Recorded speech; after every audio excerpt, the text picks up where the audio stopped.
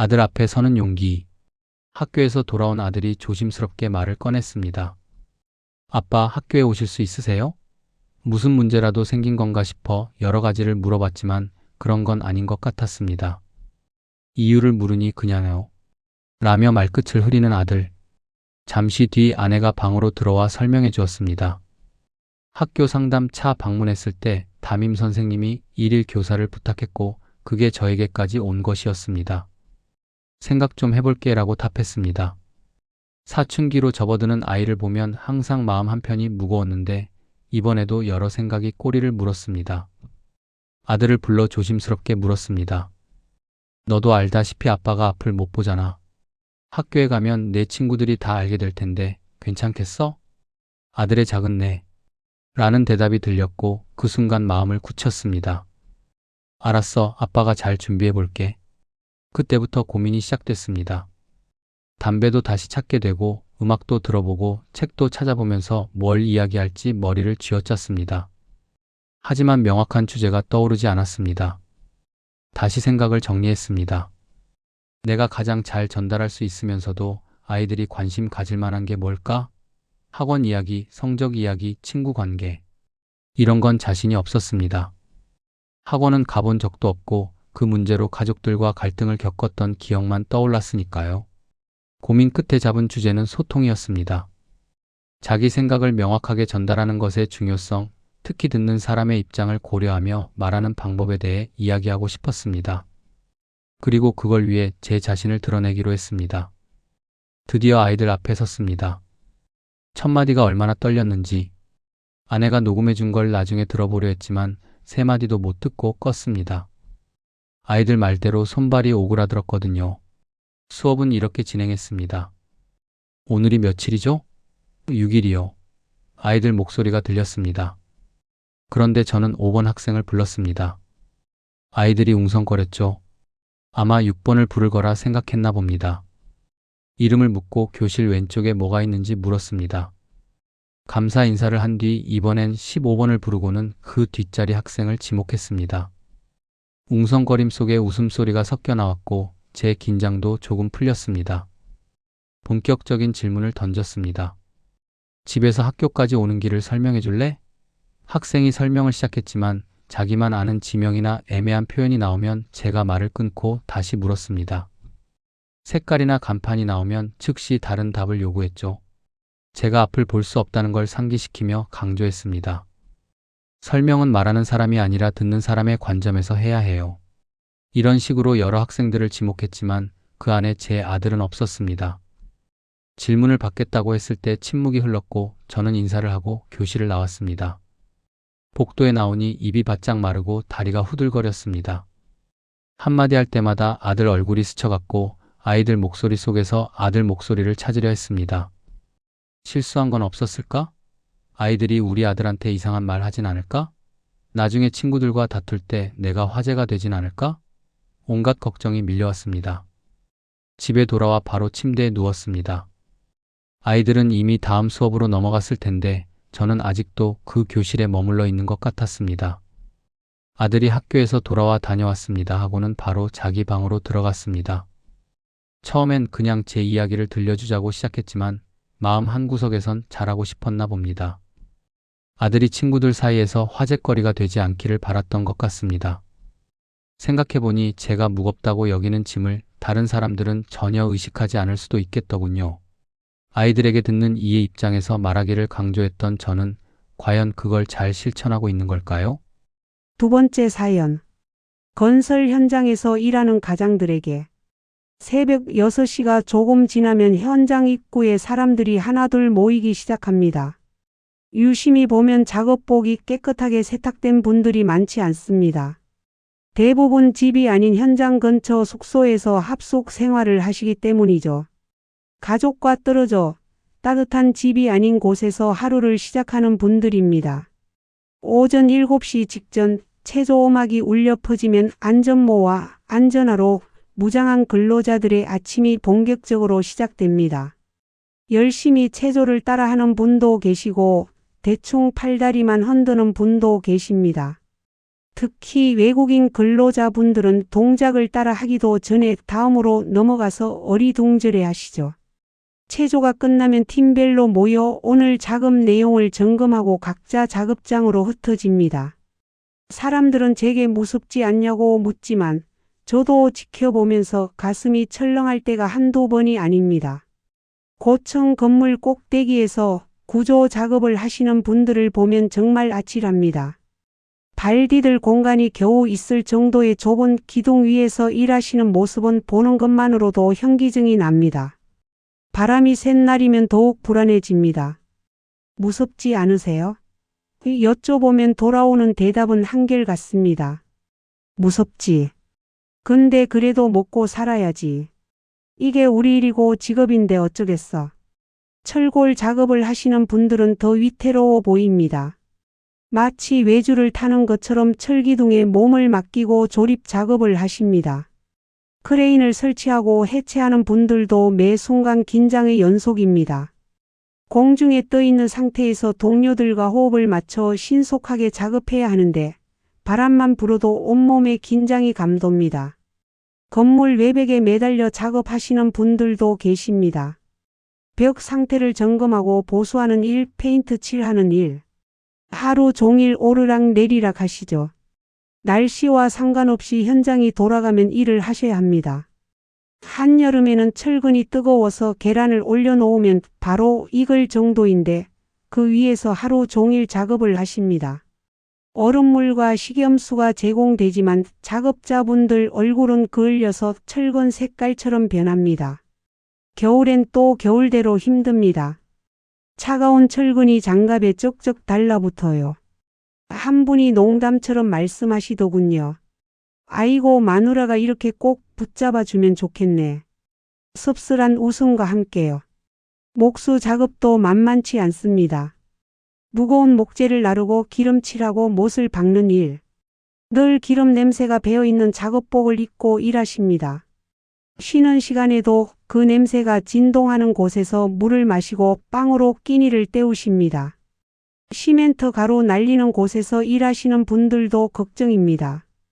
분진 마스크 하나에 의지해 하루 종일 먼지와 함께 지내시는데 폐 건강이 염려될 수밖에 없습니다. 하지만 그분들은 말씀하십니다. 이게 내일이고 이래야 가족이 먹고 사니까. 가장으로서의 책임감입니다. 저녁이면 된장찌개 냄새 가득한 집에서 수고했어요 라는 아내의 말을 듣고 아이들이 다리를 주물러 주고 학교 이야기를 제잘제잘 늘어놓는 걸 듣는 것.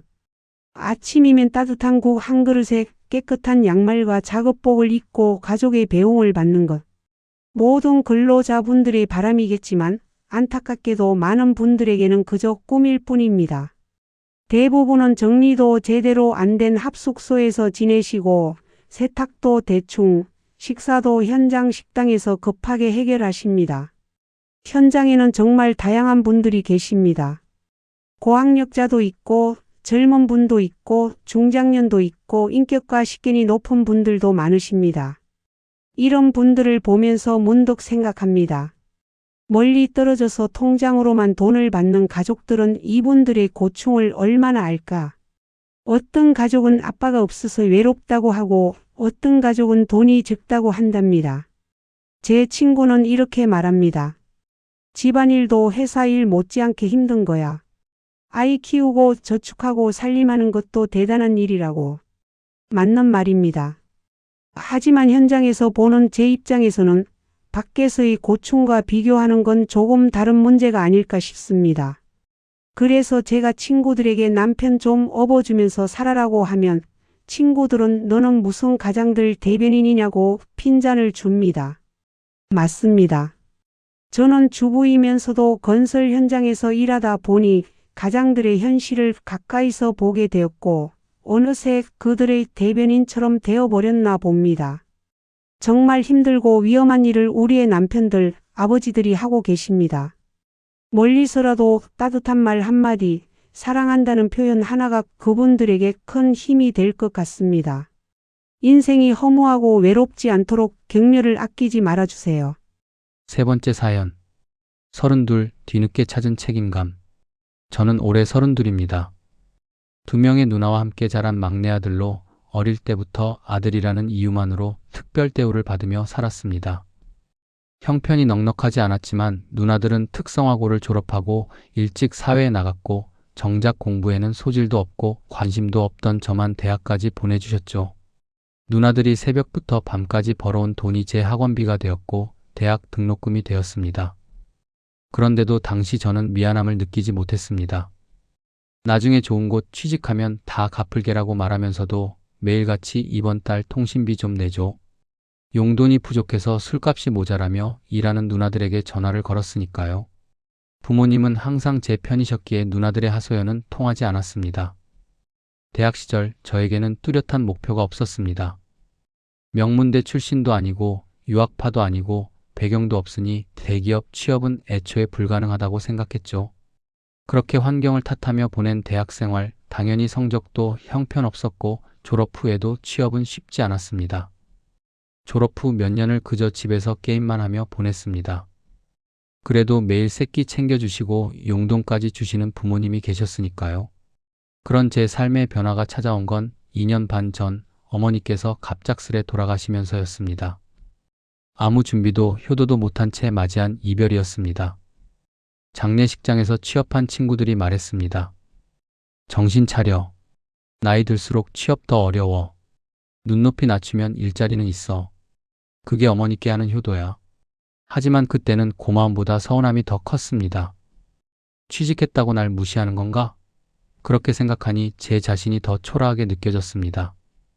시집간 큰 누나에게, 작은 누나에게, 그리고 60 넘어 막노동 하시는 아버지에게까지 손을 벌리며 살던 어느 날 새벽에 안방에서 흐느끼는 소리를 들었습니다.